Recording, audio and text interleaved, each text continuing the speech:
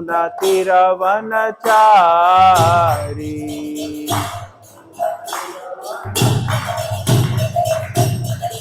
जय राधा माधव कुंज बिहारी, गोपी जन वल्लभ गिरिवरधारी।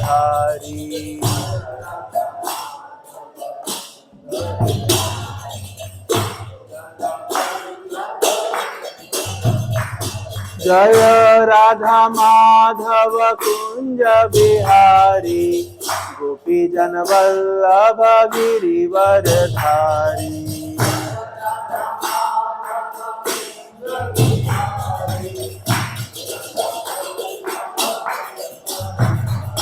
जय राधा माधव कुंज बिहारी, गोपी जन वल्लभ गिरिवरधारी।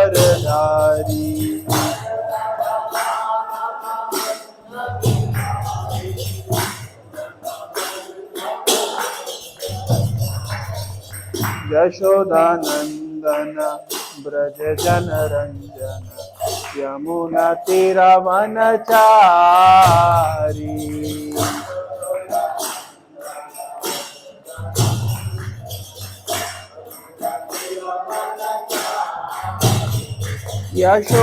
यशोदानंदन ब्रज जन रंजन, यमुना तीरवनचारी।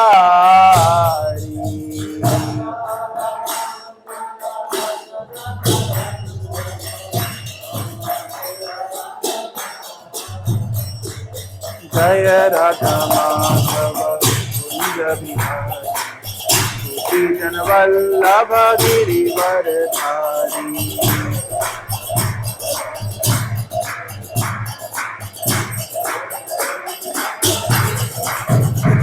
जय राधा माधव कुंज बिहारी, गोपी जन वल्लभ गिरिवरधारी।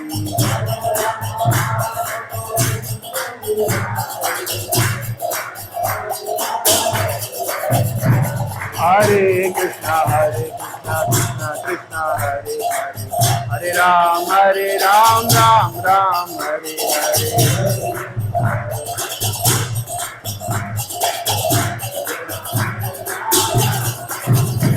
हरे कृष्णा कृष्ण कृष्ण हरे हरे, हरे राम राम राम हरे हरे।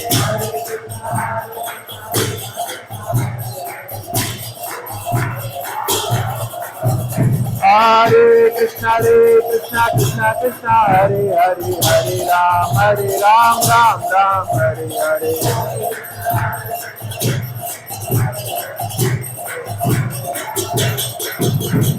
हरे कृष्णा कृष्ण हरे हरे, हरे राम राम राम हरे हरे। हरे कृष्णा कृष्ण कृष्ण हरे हरे, हरे राम राम राम हरे हरे।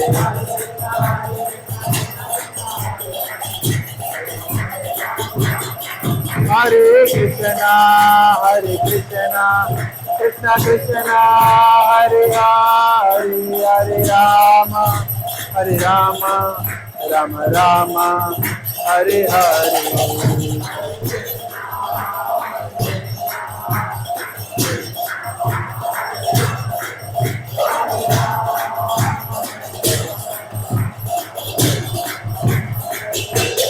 हरे कृष्णा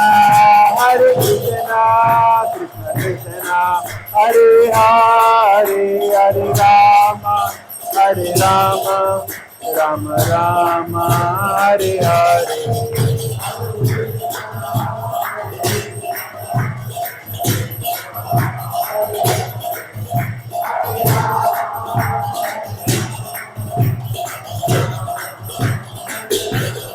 जय राधा दामोदर राधे।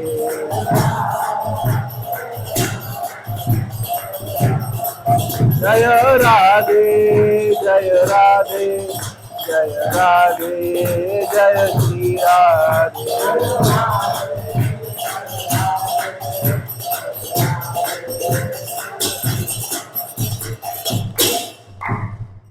हरे कृष्णा। मेरी आवाज सभी को आ रही है? पीछे भी आवाज आ रही है? हरे कृष्णा। जब भी हम कोई आध्यात्मिक चर्चा करते हैं, सबसे पहले गुरुजनों को प्रार्थनाएं अर्पित करते हैं। तो आप सभी सब मेरे साथ में बोलिएगा। ओम अज्ञानतिमिरान्धस्य ज्ञानाञ्जनशलाकया चक्षुरुन्मीलितं येन तस्मै श्रीगुरवे नमः। नमो ॐ विष्णुपादाय कृष्णपृष्ठाय भूतले श्रीमते भक्तिवेदांत स्वामिन् इति नामिने। नमस्ते सारस्वते देवे गौरवाणी प्रचारिणे निर्विशेष शून्यवादी पाश्चात्य देश तारिणे। जय श्री कृष्ण चैतन्य प्रभु नित्यानंद श्री अद्वैता गदाधर श्रीवासादि गौर भक्त वृंद। हरे कृष्णा कृष्णा कृष्णा हरे हरे हरे राम राम राम हरे हरे। हरे कृष्णा। ये हम सभी का परम सौभाग्य है, हमें आप सभी के बीच में कृष्ण कथा करने का अवसर प्राप्त हुआ है। कार्तिक मास है ना, उड़ीसा में सभी लोग कार्तिक का महत्व जानते हैं, है ना। कार्तिक मास का महत्व, मैं मध्य प्रदेश से हूँ, हमारे यहाँ उतना प्रचलन में नहीं था, लेकिन उड़ीसा में तो कार्तिक को बहुत पूजा जाता है। क्यों कार्तिक का महीना इतना विशेष है? क्योंकि ये श्रीमती राधा रानी को बहुत प्रिय है ये महीना, और जो चीज श्रीमती राधा रानी को प्रिय होती है वो भगवान को भी प्रिय होती है। तो इसलिए कार्तिक का जो महीना है वो भगवान कृष्ण को प्रिय है, और जो श्रीमती राधा रानी को प्रिय है, जो भगवान कृष्ण को प्रिय है, तो स्वाभाविक रूप से वो भक्तों को भी प्रिय होता है। तो इसलिए कार्तिक का जो महीना होता है ये भक्तों के लिए भी विशेष है। तो इस कार्तिक महीने में आपके इस प्रांगण में बैठ कर के हरि कथा और कीर्तन करने का जो हमें अवसर प्राप्त हुआ है, इसके लिए हम लोग कृतज्ञ हैं। मैं अभी चाइना से लौट रहा हूँ। श्रील प्रभुपाद जी की कृपा से पूरे विश्व में कृष्ण भक्ति का प्रचार प्रसार हो रहा है। चाइना में भी काफी सारे भक्त हैं, और वो लोग महामंत्र उच्चारण नहीं कर पाते हैं, उनकी भाषा में र नहीं होता है, वो ल होता है। तो हले कृष्ण कृष्ण कृष्ण हले हले हले लाम लाम लाम हले ऐसे बोलते हैं। लेकिन भावग्राही जनार्दना, भगवान भावनाओं को ग्रहण करते हैं, और काफी तेजी से कृष्ण भक्ति का प्रचार प्रसार वहां पे हो रहा है। प्रभुपाद जी के एक शिष्य थे जिनका नाम था तमाल कृष्ण गोस्वामी, अमेरिकन शिष्य थे। तो एक बार तमाल कृष्ण महाराज के, वो एक बस पार्टी चलाते थे जिसमें भक्त लोग रहते थे, और वो बस क्या करती थी, समुद्र किनारे जा रही है, पहाड़ों पे जा रही है, नदियों के पास जा रही है, जंगलों से होकर के जा रही है, गांव में जा रही है, शहर में जा रही है। तो जो लोग उस बस पार्टी में रहा करते थे, तो उन भक्तों को बड़ा मजा लगता था, एक एडवेंचरस होता था।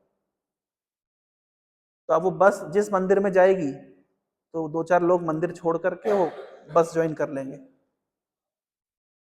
तो वैसे अब बस पार्टी की संख्या तो बढ़ती जा रही है और मंदिरों में भक्तों की संख्या कम हो जाती है। तो जो मंदिर के मैनेजर थे वो प्रभुपाद जी से कंप्लेंट किए, बोले प्रभुपाद जी तमाल कृष्ण अपनी बस लेके आते हैं और हमारे भक्त लोग उनसे आकर्षित हो जाते हैं और हमारा मंदिर की सेवाएं छोड़ करके और बस में चले जाते हैं, क्योंकि मंदिर में तो एक जगह पे रुकना पड़ता है और बहुत सारी सेवाएं करनी पड़ती है। बस में जाएंगे तो कई प्रकार का एडवेंचर होता है। तो प्रभुपाद जी ने तमाल कृष्ण महाराज को बुलाया और कहा कि भाई तमाल बहुत कंप्लेंट आ रही है तुम्हारे खिलाफ, क्या कर रहे तुम। तो ऐसे ही जैसे एक पिता और पुत्र के बीच में आर्ग्यूमेंट होता है, तो प्रभुपाद जी और उनके शिष्य के बीच में आर्ग्यूमेंट हुआ। तो तमाल कृष्ण महाराज कहते प्रभुपाद तो मैं क्या करूं, क्या मैं चाइना चला जाऊं। उन्होंने मजाक में बोला, तो प्रभुपाद ने कहा हाँ तुम चाइना चले जाओ। तो तमाल कृष्ण महाराज कहते प्रभुपाद मैं तो मजाक कर रहा था। बोले तुम मजाक कर रहे थे, मैं मजाक नहीं कर रहा, तुम्हें जाना पड़ेगा। तो प्रभुपाद जी की इच्छा को शिरोधार्य करके महाराज तमाल कृष्ण महाराज चाइना चले गए। पहले हांगकांग में गए और उन्होंने एक मंदिर वहाँ पे स्थापित किया और हांगकांग से फिर चाइना का प्रचार होता है, क्योंकि चाइना में तो खुल्लम खुल्ला प्रचार करना बहुत कठिन है। तो हांगकांग में बहुत बड़ी कम्युनिटी है, बहुत सारे भारतीय, Gujarati families, Punjabi families, south Indian बहुत सारे हैं वहाँ पे। और अपार्ट फ्रॉम इंडियन कम्युनिटी बहुत सारे चाइनीज लोग भी कृष्ण भक्ति कर रहे हैं। और चाइना के लगभग हर बड़े शहर में कृष्ण भक्ति का प्रचार प्रसार हो रहा है, बहुत व्यापक स्तर पे नहीं, अंडरग्राउंड, क्योंकि कम्युनिस्ट देश है तो अगर पकड़ में आ जाएंगे तो टॉर्चर करेंगे। लेकिन चाइनीज गवर्नमेंट भी वहाँ पे इस्कॉन को जानती है और ये भी बात जानती है कि जो इस्कॉन से संबंधित जो भक्त लोग हैं वो अच्छे सिटीजन हैं, प्रॉब्लम क्रिएट नहीं करते हैं। हमें उनसे तब तक खतरा नहीं है जब तक वो बहुत बड़े स्केल पर उभरते नहीं है। अगर छोटे छोटे पैचेस में कुछ करें तो हमें खतरा नहीं है। तो ऐसा सच प्रचार कार्य वहां पे चल रहा है। तो जो लोग ऐसे कहते हैं चाइनीज लोगों के विषय में, जो उड़ता है उसको पकड़े खा जाते हैं, जो चलता है उसको खा जाते हैं। बस उड़ने वाले में हवाई जहाज को छोड़ते, चलने वाले में गाड़ी को छोड़ते हैं, मतलब सारे जीव जंतुओं को खा जाते हैं। लेकिन ऐसे लोगों का भी हृदय परिवर्तन करके उनको भगवत भक्ति के मार्ग पर लेकर के आना। और नास्तिक, क्योंकि जिस प्रकार का जो उनका सिस्टम है, कम्युनिस्ट सिस्टम है, तो उनको सिस्टमेटिकली धर्म भुलाया जाता है। तो एक नास्तिक स्थान पर, और वहां पर लोग भगवान जगन्नाथ जी की पूजा कर रहे हैं, भगवान राधा कृष्ण की पूजा कर रहे हैं, भगवान का नाम संकीर्तन कर रहे हैं। तो इसको देख के लगता है कि वास्तव में ये बहुत ही श्रील प्रभुपाद जी ने जो एक उपहार दिया है पूरे विश्व को, ये काफी सराहनीय है। इसी कार्तिक महीने में एक जब अष्टमी थी, मतलब अष्टमी इसको कहते हैं बहुला अष्टमी, तो बहुला अष्टमी के दिन श्रीमान चैतन्य महाप्रभु ने राधा कुंड की खोज करी थी। आप सभी लोग उड़ीसा के लोग जानते हैं चैतन्य महाप्रभु, गौरांग महाप्रभु। तो महाप्रभु जब वृंदावन गए थे तो उन्होंने वृंदावन के रहवासियों से पूछा कि राधा कुंड कहाँ है। ये सभी शास्त्रों में, यहां तक कि सभी संप्रदायों में, चाहे कोई व्यक्ति वैष्णव हो, चाहे वो शैव हो, या वो किसी भी प्रकार के उपासना करता हो, लेकिन सभी लोग श्रीमती राधा रानी और राधा कुंड की महिमा को शिरोधार्य करते हैं। भगवान शिव ने तो एक राधा कृपा कटाक्ष स्तोत्र लिखा है, मुनिंद्र वृंद वंदिते त्रिलोक शोक हारिणी प्रसन्न वक्त्र पंकजे निकुंज भूविलासिनी ब्रजेंद्र भानुनंदिनी ब्रजेंद्र सोनु संगते कदा करिष्यसि हमां कृपा कटाक्ष भाजनम। भगवान शिव ने ये स्तोत्र लिखा है, इसको कहते हैं राधा कृपा कटाक्ष स्तोत्र। शिव जी प्रार्थना करते हैं कि हे श्रीमती राधा रानी, आपकी कृपा कटाक्ष, कटाक्ष समझते हैं ना, कटाक्ष मतलब होता है, एक होता है आंख से आंख मिला के देखना, एक होता है साइड से देखना। तो शिव जी ये नहीं कह रहे हैं कि मेरे को आप डायरेक्ट आंख से देख के मेरे ऊपर कृपा करिए, आप साइड से भी मुझे देख लेंगी तो मेरे ऊपर कृपा हो जाएगी। तो बहुत सुंदर सुंदर स्तुतियां करी हैं भगवान शिव ने श्रीमती राधा रानी के लिए। तो सभी संप्रदायों में और श्रीमती राधा रानी की जो स्थिति है उसको सबसे उन्नत बताया गया है। चैतन्य चरितामृत में तो ये बताया गया है कि जैसे भगवान कृष्ण से असंख्य नारायण मूर्ति का विस्तार होता है, उसी प्रकार से श्रीमती राधा रानी से असंख्य लक्ष्मियों का विस्तार होता है। तो एक बार की बात है कि भगवान कृष्ण जब ब्रज में खेल रहे थे तो एक असुर आया, और वो असुर का नाम था अरिष्टासुर। एक बैल का रूप लेकर के आया, असुर था। तो भगवान परित्राणाय साधुनाम विनाशाय चतुष्कृताम, तो दुष्टों का विनाश करने की भगवान ने प्रतिज्ञा ली है। तो भगवान ने अरिष्टासुर का वध किया। तो जब अरिष्टासुर को मारा तो श्रीमती राधा रानी नाराज हो गई, बोले ये तुमने गलत किया। बोले क्या गलत किया? बोले तुमने एक गोवंश को मारा है, बैल को मारा है। बोले अरे वो बैल नहीं था, वो तो असुर था। बोले नहीं नहीं कुछ भी हो, था तो बैल के रूप में आया था ना। पर तुम में अगर मारने की इतनी शक्ति है तो पहले उसका रूप परिवर्तित करते, पहले उसको वास्तविक असुर के रूप में लेकर के आते, फिर मार देते। बैल के रूप में मारा है, समाज इससे क्या शिक्षा लेगा कि तुमको गोपाल कहते हैं, तुम्हें चाहिए कि गो की रक्षा करो, गोवंश की रक्षा करो, तुम गोवंश को मार रहे हो। तो भगवान कृष्ण के अब मैं क्या करूं? बोले बहुत पाप लगा है, पाप धोने पड़ेंगे। बोले कैसे धोऊं? बोले संसार में जितने तीर्थ स्थल हैं, वहां पे जितने तालाब सरोवर हैं, वहां पे स्नान करो, सभी नदियों में स्नान करो, और इससे तुम्हारे पाप धुलेंगे। तो कृष्ण ने कहा ऐसे तो सब नदियों में जाऊंगा और ऐसे सब सरोवरों में जाऊंगा तो बड़ा समय लग जाएगा, एक काम करता हूं सबको यहीं बुला लेता हूं। तो राधा रानी कहते तुम्हारे बाप के नौकर है तो बुला लो। कृष्ण ने कहा ठीक है, बाप के नौकर है तो नहीं मुझे पता नहीं, पर मैं तो सबका बाप हूं, पितामहस्य जगतो माता धाता पितामह। तो भगवान ने अपने पैर से एक गड्ढा किया, एक गड्ढे में एक कुंड जैसा बनाया, और संसार की सभी नदियों का आवाहन किया, सभी सरोवरों का आवाहन किया, सब आ जाओ। तो कौन भगवान की सेवा का अवसर छोड़ना चाहता है? सब एकत्रित हो गए, सबने उस कुंड को भर दिया। अब भगवान कृष्ण ने उस कुंड में स्नान किया। तो राधा रानी को कहा अब मेरे पाप धुल गए ना? बोले हाँ धुल गए। बोले लेकिन एक समस्या है।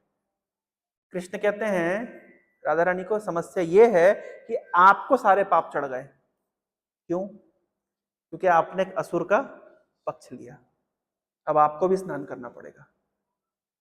एक काम करिए, आप कहाँ नदियों में स्नान करने जाएंगे, सरोवर में स्नान करने जाएंगे, मेरे सरोवर में, मेरे कुंड में स्नान कर लीजिए। राधा रानी ने कहा हम नहीं करेंगे तुम्हारे कुंड में स्नान, वो ऑलरेडी अपवित्र है, हम अपना कुंड स्वयं बनाएंगे। तो अपना कुंड स्वयं बनाएंगे? तो बोले बनाइए। तो राधा रानी ने अपनी सखियों के साथ मिलकर के और कुंड खोदना चालू किया, छोटा सा कुंड बनाया। बड़ा परिश्रम लगा, राधा रानी और उनकी जो सखियां हैं सबको पसीना आ गया, क्या करें।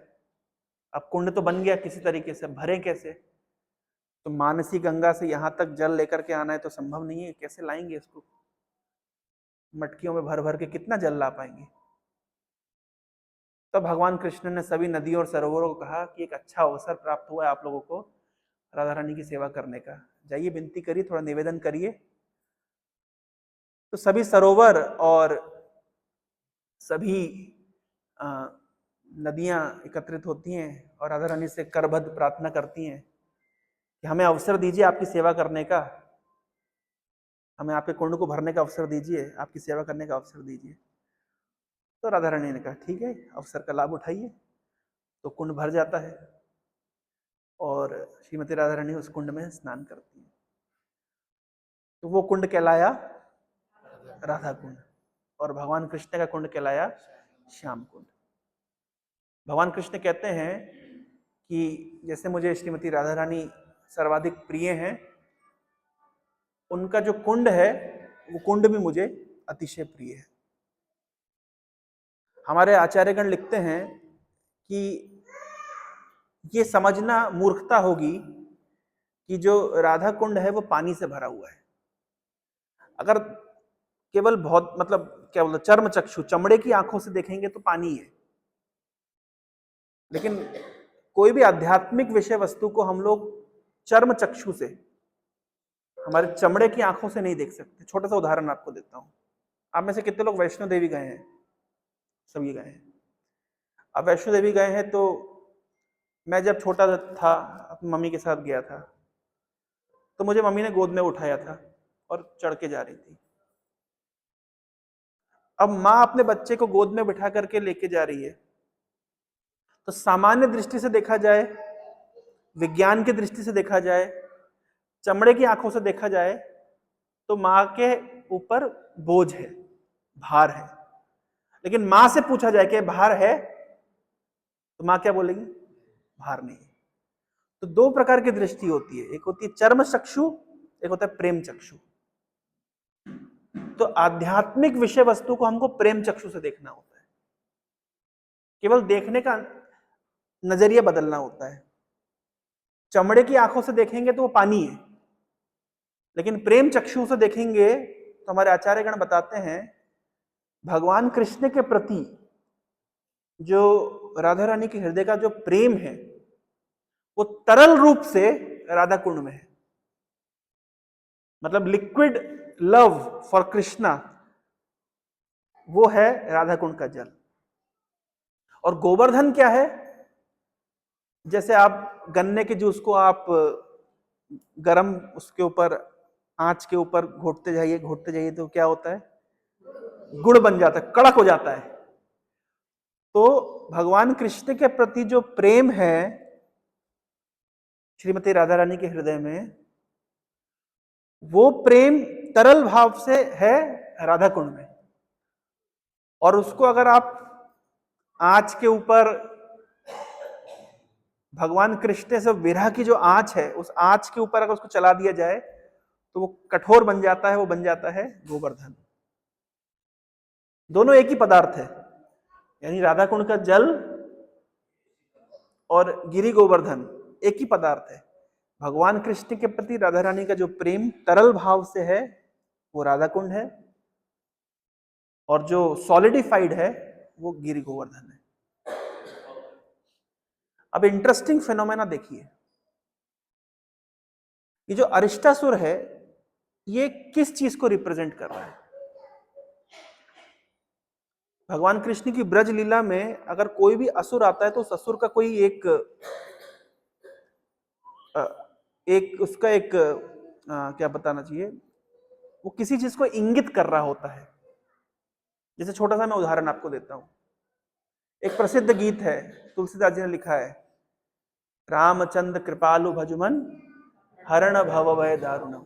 इसमें एक लाइन लिखते हैं तुलसीदास जी, लास्ट लाइन में लिखते हैं, इति वदति तुलसीदास शंकर से मुनि मन रंजनम मम हृदय कुंज निवास कुरु कामादि खल दल गंजनम।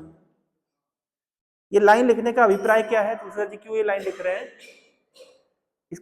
इसके पहले में तुलसीदास जी ने लिखा है कि भगवान रामचंद्र दंडक अरण्य में गए, दंडक वन में गए, और वहां पे उन्होंने खरदूषण नामक असुरों को मारा, और खरदूषण पूरी टीम लेकर के आए थे, और बहुत बड़ी टीम थी इनकी। तो तुलसीदास जी लिख रहे हैं, मम हृदय कुंज निवास कुरु कामादि खल दल गंजन।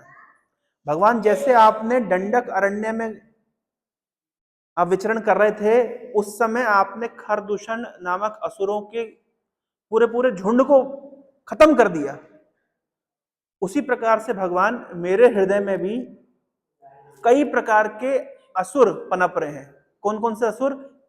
काम, क्रोध, लोभ, ईर्ष्या, कई प्रकार के असुर मेरे हृदय में पनप रहे हैं। तो कामादि मम हृदय कुंज निवास कुरु, आप मेरे हृदय के जंगल में निवास करिए।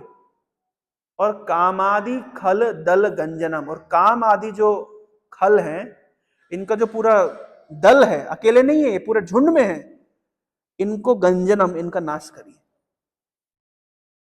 तो देखिए कितनी सुंदर बात तुलसीदास जी लिख रहे हैं कि जैसे आपने दंडक अरण्य में असुरों का विनाश किया, मेरे हृदय के अंदर भी असुर पनप रहे हैं, उनको आप मार दीजिए। तो इसी प्रकार से भगवान कृष्ण की ब्रज लीला में भी जो भी असुर हैं, वो असुर कुछ दर्शाते हैं, कुछ दिखाते हैं। ये अरिष्टासुर क्या दर्शाता है? अरिष्टासुर किस रूप में आया था? बैल के रूप में, पर वो बैल था नहीं, असुर था। हमारे शास्त्र बताते हैं, भागवतम अगर आप देखेंगे तो धर्म को बैल से दर्शाया जाता है। जिसे बैल के 4 पैर होते हैं, तो धर्म के भी 4 पैर होते हैं, इस प्रकार से बैल से तुलना की जाती है। तो बैल की तुलना धर्म से की जाती है। तो अरिष्टासुर बैल नहीं है, क्या है? असुर है, लेकिन किस रूप में आया है? बैल। इसी प्रकार से संसार में बहुत कुछ चल रहा है जो कि धर्म नहीं है, अधर्म है, लेकिन कैसा दिखाई देता है? धर्म जैसा दिखाई देता है। संसार में ऐसा बहुत सारी पद्धतियां चलती हैं जो दिखने में तो धर्म लगता है, लेकिन वास्तव में अधर्म है। वो है, दिखने में तो बैल है, लेकिन वास्तव में वो असुर है। हमारे आचार्य लिखते हैं, पृथ्वी ते जत किचु धर्म नाम चले, भागवत कहे तहा परिपूर्ण छले। इस पृथ्वी पे धर्म के नाम पे जो कुछ भी चलता है, अधिकतर चीजें छल है, चीटिंग है। अब आप पूछेंगे धर्म है क्या? कैसे कैसे पता लगाएंगे कि धर्म क्या है? तो बहुत सिंपल सा इसका एक क्या कहते हैं, सूत्र है। ये छोटा सा सूत्र अगर आप पकड़ लेंगे तो आप पकड़ पाएंगे क्या धर्म है, क्या अधर्म है, क्या धर्म है और क्या धर्म के नाम पे छलावा है।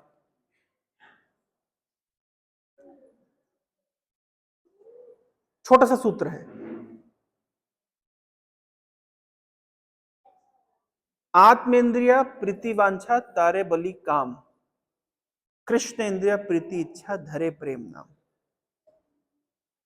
हमारे शास्त्र बताते हैं कि जो कुछ भी तथाकथित धर्म आत्मेंद्रिय प्रीति, अपने सुख के लिए किया जाए, वो सब काम वासना है, वो सब अधर्म है, वो सब लोहे के समान है।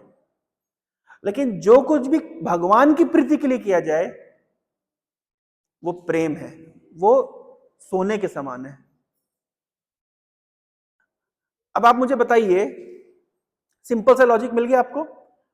अपने सुख के लिए किया जाए जो कुछ भी तथाकथित धर्म, उसको शास्त्र काम वासना बताते हैं, उसको कैतव धर्म बताते हैं, चीटिंग रिलीजन बताते हैं, अधर्म बताते हैं, अरिष्टासुर का प्रतीक बताते हैं। और जो कुछ भी भगवान की संतुष्टि के लिए किया जाए, उसको प्रेम कहते हैं, उसको शुद्ध भक्ति कहते हैं। अब मैं आपसे प्रश्न पूछूंगा, आपको मुझे आंसर देना है। वैदिक कर्मकांड, ये प्रेम है या ये काम है? बताइए माता जी, क्या लगता है आपको? वैदिक कर्मकांड प्रेम है या काम है? शुद्ध भक्ति है या छलावा है? क्यों छलावा है? अपने स्वार्थ के लिए कर रहा है, अपने स्वार्थ के लिए कर रहा है। पकड़ में आ रहा है ना? सीधा सा हिसाब है। हाँ, नहीं नहीं, आप समझिए बात को। कर्म कांड छलावा है या प्रेम है? क्यों छलावा है? क्योंकि अपने स्वार्थ के लिए कर रहा है, अपने सेटिस्फेक्शन के लिए कर रहा है। जैसे कर्मकांड में धनम देही, जन्म देही, रूपपति भार्याम देही, स्वर्ग देही, है ना, देही देही। हमारे पंजाबी में एक गीत है, माँ मुरादे पूरी कर दे, हलवा बांटूंगी।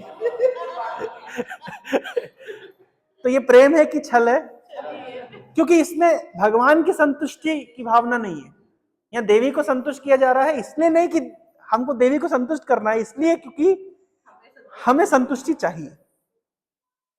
इसलिए वैदिक कर्मकांड को छलावा बताया गया। अच्छा, योग, योग आजकल कई प्रकार के योग आ गए हैं। ध्यान योग, मान लीजिए ध्यान प्रेम है या छल है?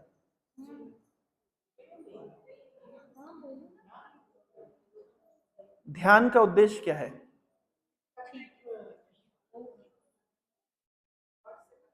भगवान से कनेक्शन, स्पिरिचुअलिटी से कनेक्शन।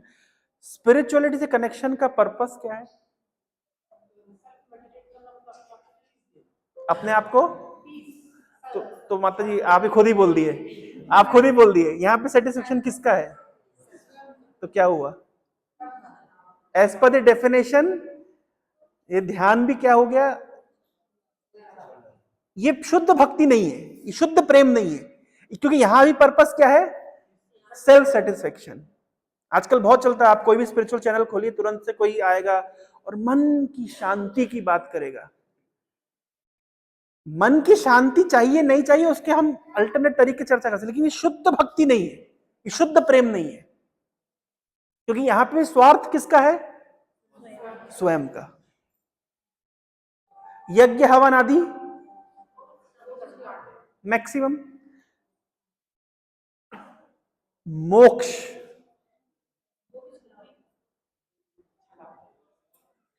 कौन बता, माता जी आपने क्यों छला हुआ है?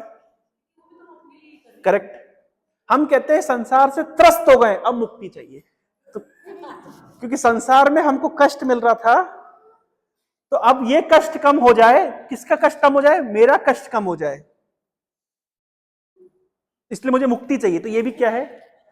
छला हुआ है। देखिए कितना सूक्ष्म है। अभी आप कोई अध्यात्मवादी आपके सामने आए, आप इस सूत्र से तुरंत पकड़ सकते हैं कि ये सद्धर्म की चर्चा हो रही है या धर्म के नाम पर छलावा है। जहां पे भी आत्म इंद्रिय प्रीतिवांछा, अपने इंद्रियों की तुष्टि की बात आती है, उसको छलावा कहते हैं। इसलिए लेकिन शुद्ध भक्ति किसको कहते हैं? ये भी जानना चाहिए भी, शुद्ध भक्ति किसको कहते हैं? भगवान की संतुष्टि। अब इसका सूत्र समझिए। भगवान की संतुष्टि करने से जीव स्वतः संतुष्ट हो जाता है, पर यहां पे जीव की संतुष्टि मुख्य उद्देश्य नहीं है। यहां पे उद्देश्य है भगवान की संतुष्टि। उदाहरण दिया गया है, नैवात्मना प्रभुरयम निज लाभ पूर्णो मानम जनाद विदुषा करुणो वृणीते यद्यज्जनो भगवते विदधीत मानम तच्चात्मनम प्रतिमुखस्य यथा मुखश्री। ये श्लोक प्रहलाद महाराज की एक स्तुति है। नैवात्मना प्रभुरयम निजलाभ पूर्ण, कह रहे भगवान को कुछ नहीं चाहिए। क्यों नहीं चाहिए? निज लाभ पूर्ण, भगवान अपने आप में संतुष्ट है, उनसे सब कुछ निकलता है, उन्हें क्या चाहिए? कौन सी चीज से भगवान को इंप्रेस कर सकते हैं? कोई व्यक्ति, भाई कोई व्यक्ति, हम इस संसार के लोगों को कैसे इंप्रेस कर सकते हैं? धन से, बल से, सौंदर्य से, पोजीशन से, पावर से कर सकते हैं ना। इस संसार के लोगों को इंप्रेस करने के लिए तो ये चीजें होती है, लेकिन भगवान को इन चीजों से आप संतुष्ट नहीं कर सकते, क्योंकि भगवान इन सब के स्रोत है। भगवान से सारी चीजें निकलती हैं, तो भगवान इन चीजों से संतुष्ट होने वाले नहीं है। तो भगवान संतुष्ट होते हैं भक्ति से। अच्छा, भगवान भक्ति से संतुष्ट होते हैं, तो क्या भगवान को भक्ति की जरूरत है? तो प्रहलाद कह रहे नहीं नहीं, उनको जरूरत नहीं है। निज लाभ पूर्णो, वो अपने आप में संतुष्ट है, वो आप्त काम है, उनको किसी बाहरी वस्तु की आवश्यकता नहीं है संतुष्टि के लिए, वो तो अपने आप में पूर्ण है। तो फिर क्यों गीता में चल्ला चल्ला के करे पत्रम पुष्पम फलम तोयम यो में भक्ता प्रेच्छति, मुझे पत्ता अर्पित करो, फूल अर्पित करो, मन मना भव मद भक्तो मद याजी माम नमस्कुरु, मन से मेरा भक्त बनो, मुझे नमस्कार करो, मेरी पूजा करो, मेरा भक्त बनो। सर्वधर्मान परित्यज्य माम एकम शरणम व्रज, मुझ एक की शरण में आओ और कहीं मत जाना, मेरे पास आओ। क्यों भगवान डिमांड कर रहे हैं? जब आपने कहा कि आप पूर्ण हैं, आप तो काम है, आपको बाहर की किसी वस्तु से संतुष्टि नहीं चाहिए, तो फिर आप मांग क्यों रहे? इतना डिमांड गीता में तो कितनी जगह आपने डिमांड किया है। हाँ,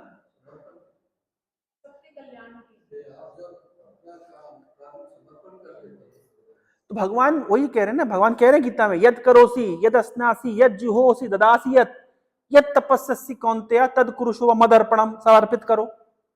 तो भगवान मांग रहे हैं ना, तो मांगता कौन है? मांगना नहीं चाहिए, वहां तो गीता में मांग रहे हैं, जो करो मुझे अर्पित करो, मुझे भोग लगा के खाओ।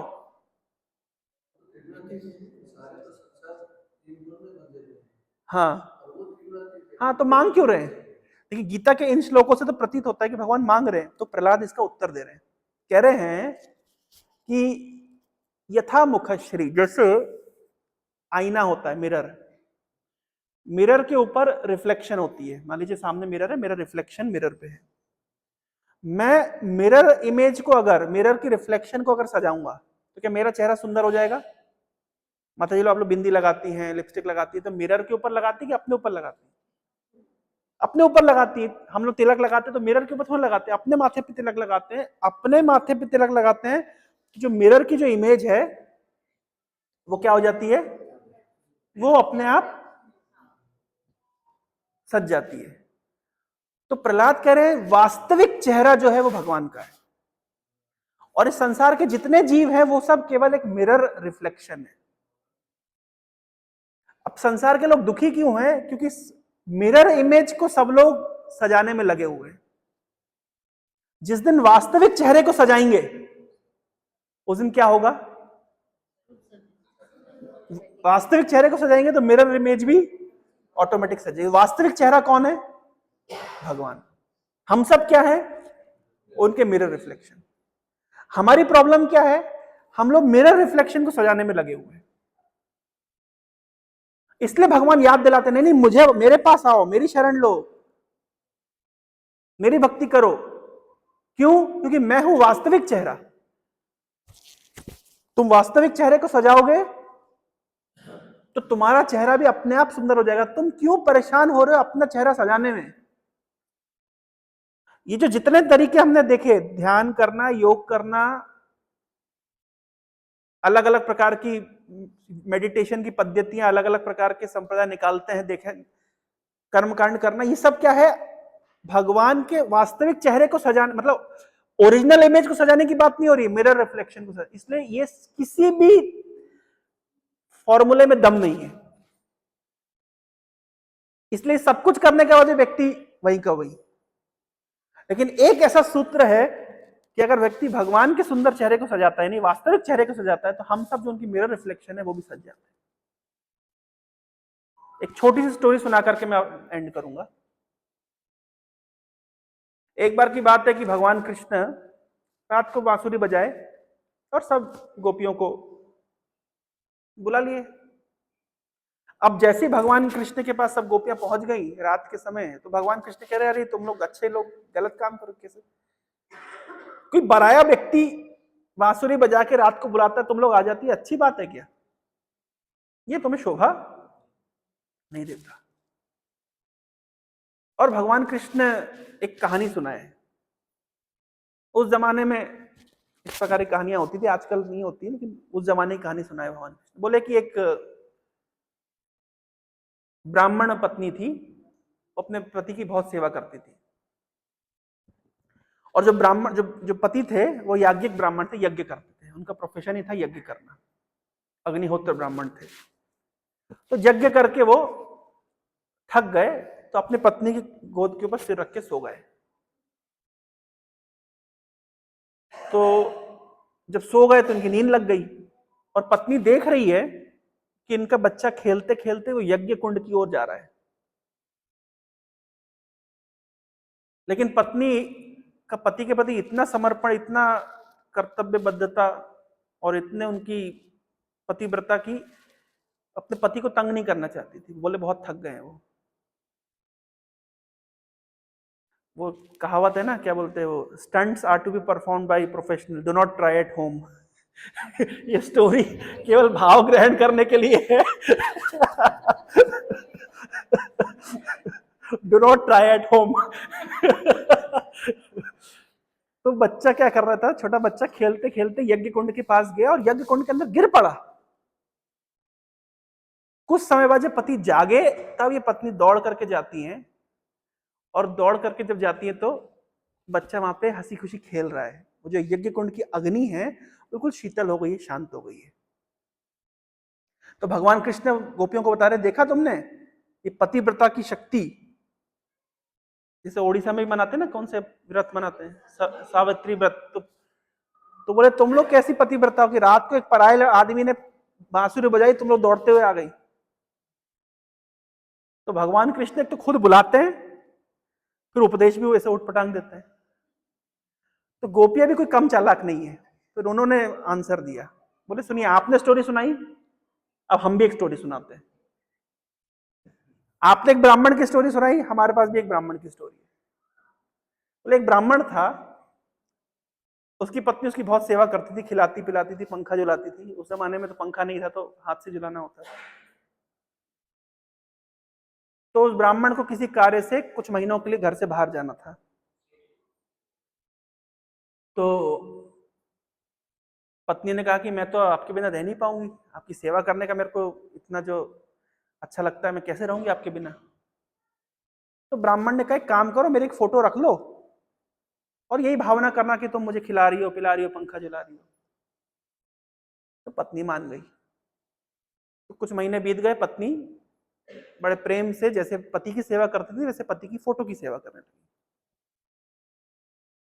जब कुछ समय के बाद वो ब्राह्मण वापस आया तो दरवाजे पे खटखटाया, आवाज लगाई।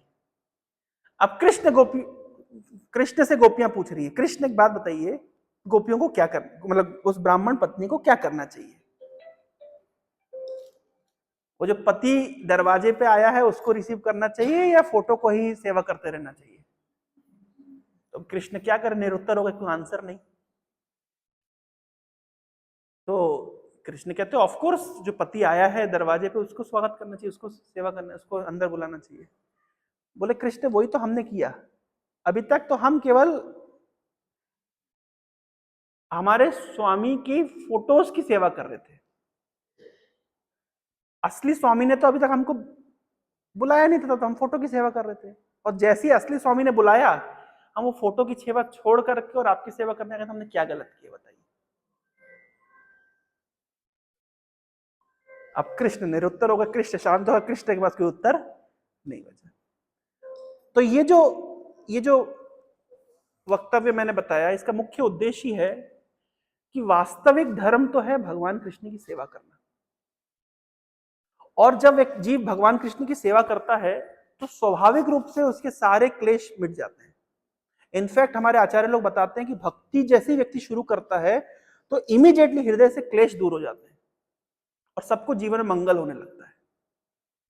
यद्यपि अरिष्टासुर नामक असुर बहुत घूम रहे हैं, जो वास्तविक भगवान को शरणागत होने की शिक्षा ना दे करके ऐसे बहुत सारे मंत्र बताते हैं जिससे आपको संतुष्टि प्राप्त हो, और ऐसा आपको प्रतीत हो भी सकता है, ऐसा लग भी सकता है कि कुछ तो सेटिस्फेक्शन मिल रहा है, लेकिन वास्तविक हृदय का सेटिस्फेक्शन, जैसे मान लीजिए बनारस की चाट आप लोगों में कितने लोगों ने खाई है? अच्छा, जिन्होंने बनारस की चाट खाई है उनको पता है कि ओडिशा में मिलने वाली चाट वैसी तो नहीं है। अगर कोई व्यक्ति ओडिशा के अंदर बनारसी चाट का स्टॉल लगाए और सब लोग बनारसी चाट खाएं, उनका रियलाइजेशन और आपका रिलेशन अलग रहेगा कि नहीं रहेगा? सबको लग रहा है चाट तो हम भी खा रहे हैं, लेकिन जिसने बनारसी चाट खाई है उसको पता है कि ये चाट और उस चाट में जमीन आसमान का। उसी प्रकार से हर व्यक्ति, किसी के पास भी आजकल आप जाओ कि थोड़ा भगवान का नाम जप करिए, थोड़ा भगवत गीता पढ़िए, बोले हम ध्यान करते हैं, हम योग करते हैं, हम फलाना मेडिटेशन करते हैं। उनको लगता है कि उड़ीसा में मिलने वाली चाट और बनारसी चाट एक जैसी है। हमारा कहना है एक बार जरा बनारस की चाट आप ट्राई करके देख लीजिए, फिर डिसाइड करिए।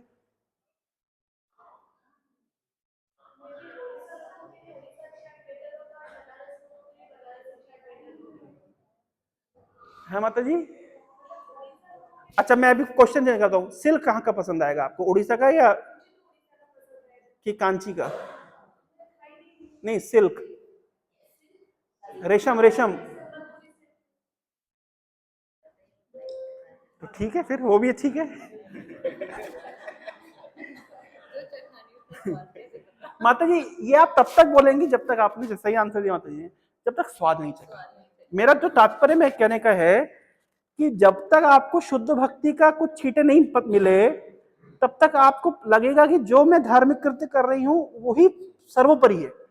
ये आपको ही नहीं, हम सबको भी कृष्ण भक्ति के मार्ग पे आने से पहले हमको लगता था कि हम बहुत धार्मिक हैं और हम बहुत कुछ कर रहे हैं, लेकिन ये जब मार्ग पे आने के बाद पता चलता है कि वास्तविकता में जो भक्ति है, जो उसका आनंद है। नहीं तो आप सोचिए, बड़े बड़े ऋषि मुनियों ने, बड़े बड़े योगियों ने अपनी अपनी अपने अपने स्तर पे उनका जब रिलेशन परफेक्ट हो जाता है, तब वो आकर के भगवान से भक्ति की कामना करते हैं। बड़े बड़े योगियों से क्या पूछा जाए, अगर पतंजलि आदि योगियों से भी पूछा जाए कि आपका फाइनल रियलाइजेशन क्या है, बोले हमने बहुत योग कर लिया, अब हमें कृष्ण के चरण चाहिए।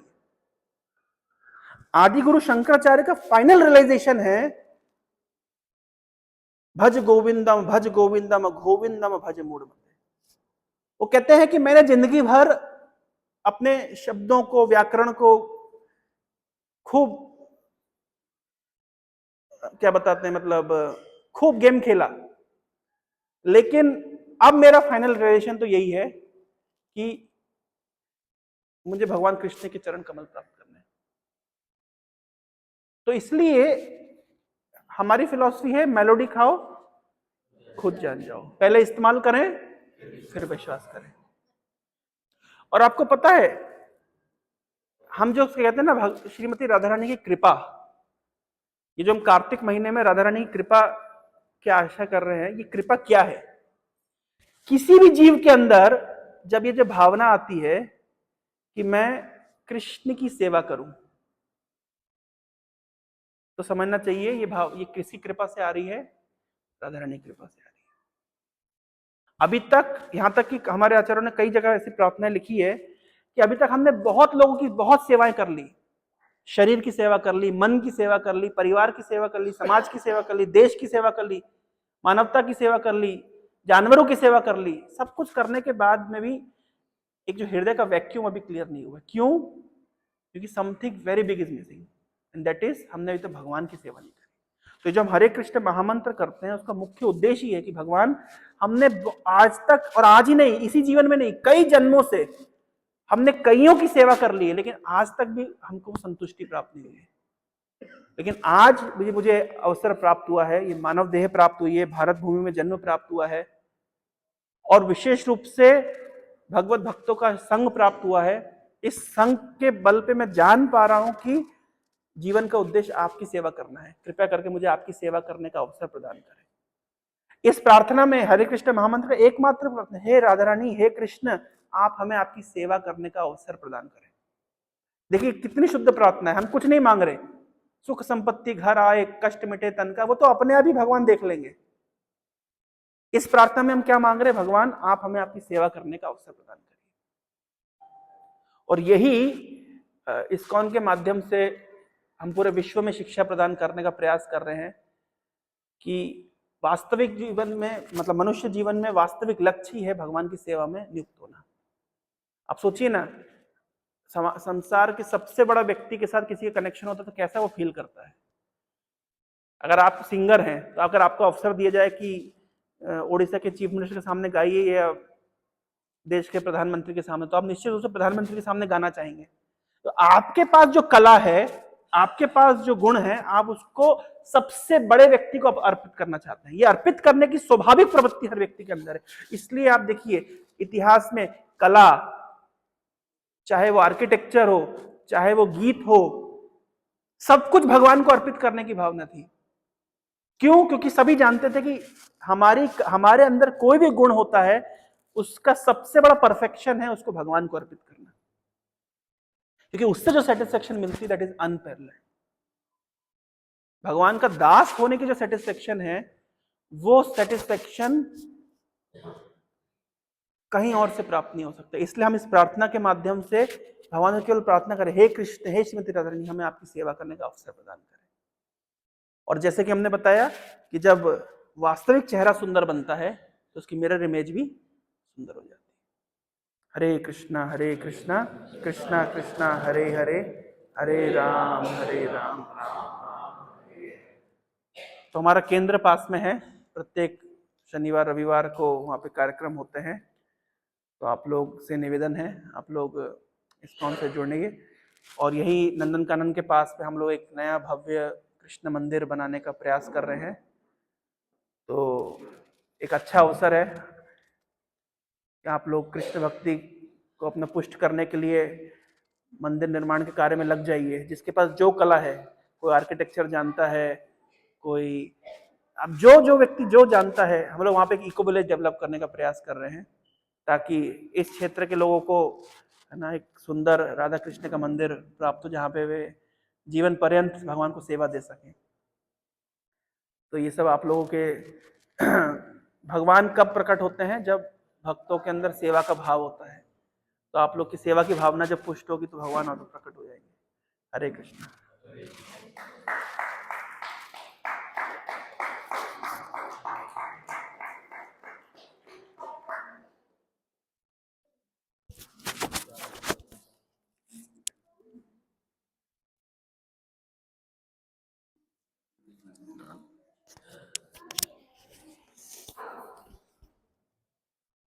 हरे कृष्णा कृष्णा कृष्णा हरे हरे, हरे राम राम राम हरे हरे।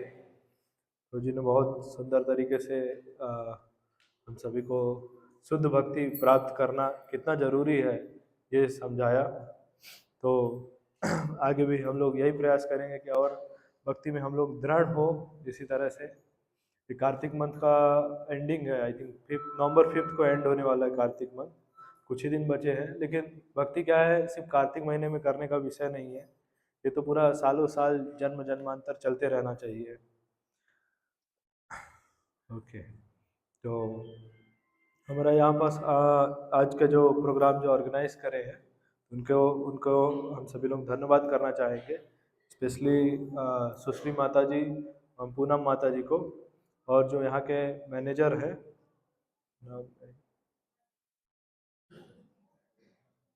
तो उन सभी को हम लोग धन्यवाद करेंगे हरे कृष्णा महामंत्रा से।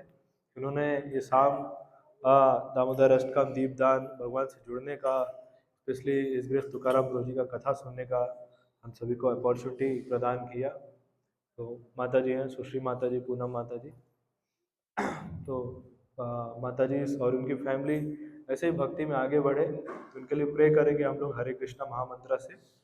हरे कृष्णा कृष्णा कृष्णा हरे हरे, हरे राम राम राम हरे हरे।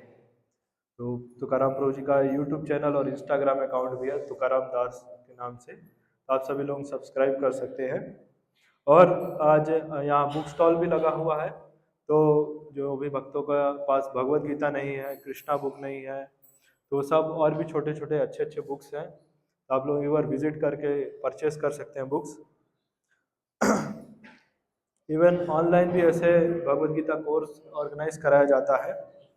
इसके बाद अगर आप लोग रिक्वेस्ट करेंगे तो हम लोग कंटिन्यू मतलब ऐसे एवरी सैटरडे या संडे इस तरह से आप प्रोग्राम भी ऑर्गेनाइज कर सकते हैं, कि जिससे क्योंकि आप सभी लोगों का मतलब कभी कठिन हो जाता है बाहर निकल के कहीं प्रोग्राम अटेंड करना, फिक्स करना, लेकिन यहाँ जेड1 में ही अगर प्रोग्राम होगा तो सभी के लिए काफ़ी सरल हो जाएगा प्रोग्राम अटेंड करना, कहीं जाने का जरूरत भी नहीं है, जस्ट यहाँ प्रोग्राम यहीं हो रहा है, आ जाए, और प्रसादम भी रहेगा उसके बाद। तो ये भी अगर आप लोग रिक्वेस्ट करेंगे तो फर्दर हम लोग ऑर्गेनाइज कर सकते हैं। हरे कृष्णा। अभी इसके बाद दीपदान होगा, दामोदर अष्टकम गाया जाएगा, तो ग्रुप में दामोदर अष्टकम शेयर कर दिया जाएगा कि आप लोग साथ में सभी लोग गा सकते हैं। हरे कृष्णा। ग्रुप में